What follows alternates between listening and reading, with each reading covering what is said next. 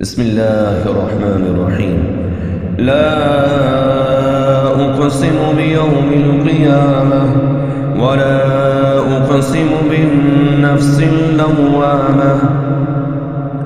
أيحسب الإنسان أن لن نجمع عظامه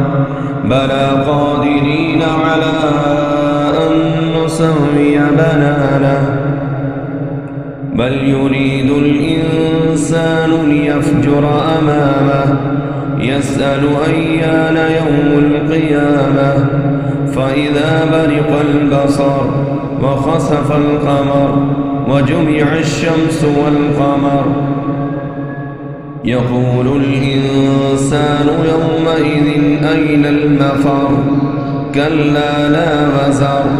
إلى ربك يومئذ المستقر ينبأ الإنسان يومئذ بما قدم وأخر بل الإنسان على نفسه بصيرة ولو ألقى معاذيره لا تحرك به لسانك لتعجل به إن علينا جمعه وقرآنه فإذا قرأناه فاتبع قرآنه ثم إن علينا بيانه كلا بل تحبون العاجلة وتذرون الآخرة وجوه يومئذ ناظرة إلى ربها ناظرة ووجوه يومئذ باسرة تظن أن يفعل بها فاقرة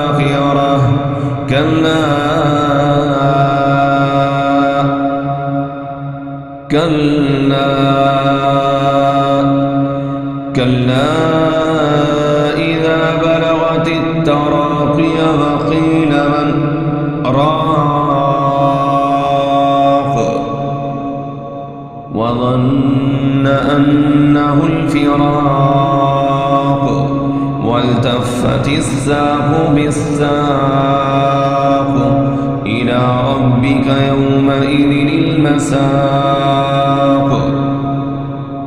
فلا صدق ولا صلى ولكن كذب وتولى ثم ذهب إلى أهله يتمطى أولى لك فأولى ثم أولى لك فأولى ويحسب الإنسان أن يترك سدى ألم يك نطفة من مني يمنى ثم كان علقة فخلق فسوى فجعل منه الزوجين الذكر والأنثى أليس ذلك بقادر على أن يحيي الموتى